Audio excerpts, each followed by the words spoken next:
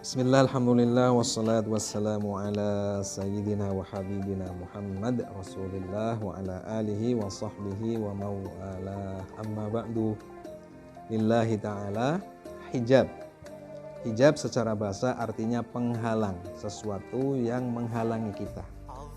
Hijab terdapat dua hijab, yakni yang pertama adalah hijab hissi atau hijab secara fisik. Misalkan tembok yang di sebelah saya itu. Tembok itu menghalangi saya untuk dapat melihat apa yang berada di sebelah tembok. Menghalangi penglihatan saya. Juga terdapat hijab maknawi. Hijab maknawi itu bukan penghalang secara fisik. Para ulama sufi, ulama tasawuf sering mengistilahkan hijab penghalang.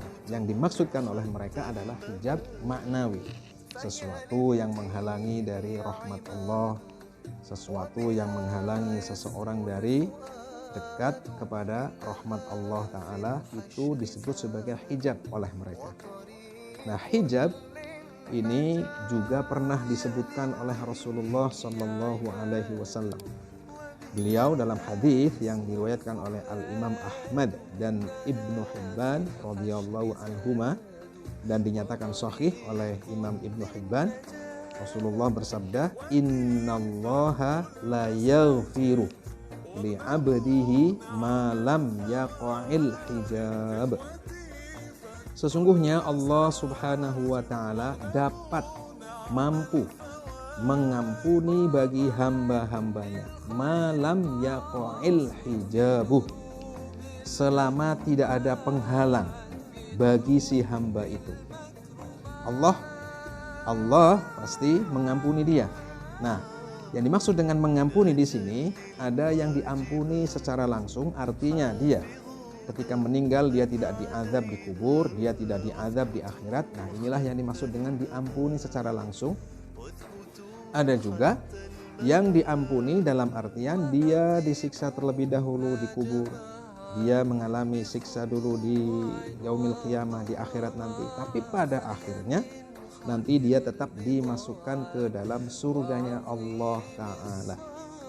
Nah, Allah Subhanahu wa Ta'ala mengampuni hambanya, mengampuni hamba-hamba yang mukallaf selama tidak ada hijab.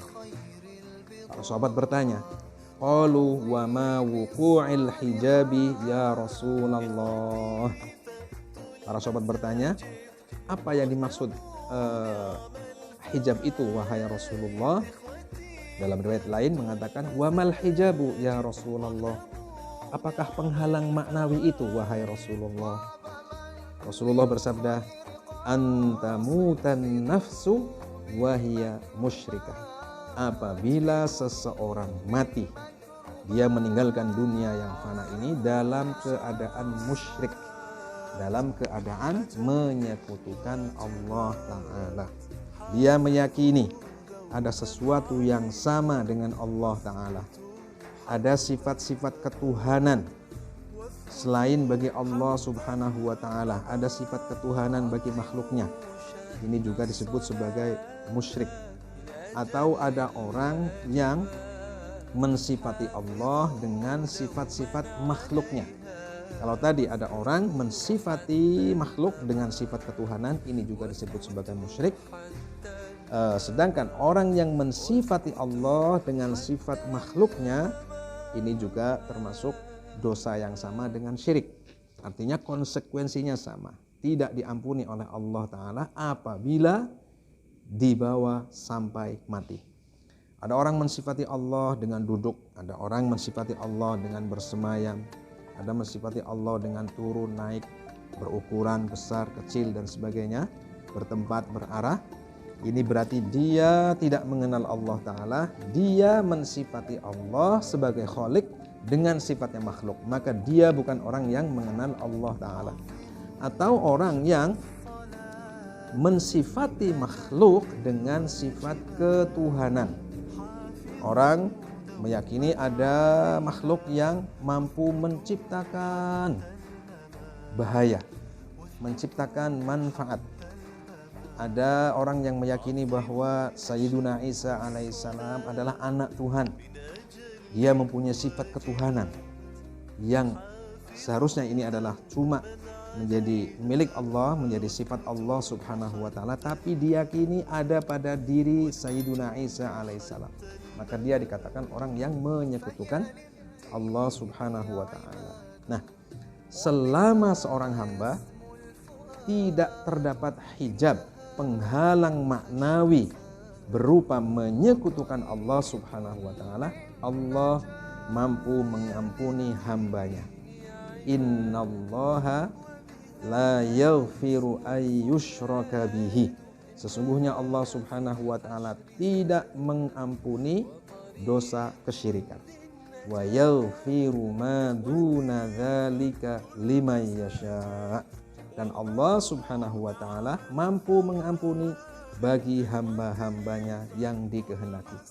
Jika yang menjadi kehendak Allah ta'ala dia tidak disiksa terlebih dahulu, baik di kubur ataupun di akhirat, maka dia langsung masuk ke dalam surganya Allah ta'ala.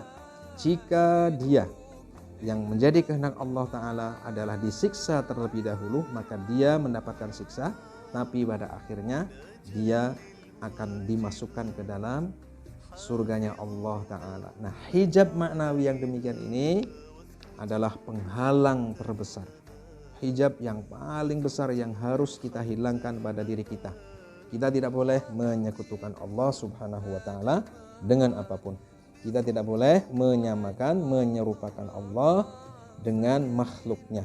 Mentauhidkan Allah subhanahu wa ta'ala adalah syarat seorang hamba amalnya diterima, seorang bisa masuk ke dalam surganya Allah ta'ala tidak terhalang karena adanya hijab maknawi untuk masuk ke dalam tempat yang semuanya ada rahmat, yang semuanya adalah rahmat bagi hambanya. Wallahu yuwaffiquna fima yuhibbuhu wa yardah minal qawli wal amali wan niyyah. Wassalamualaikum warahmatullahi wabarakatuh.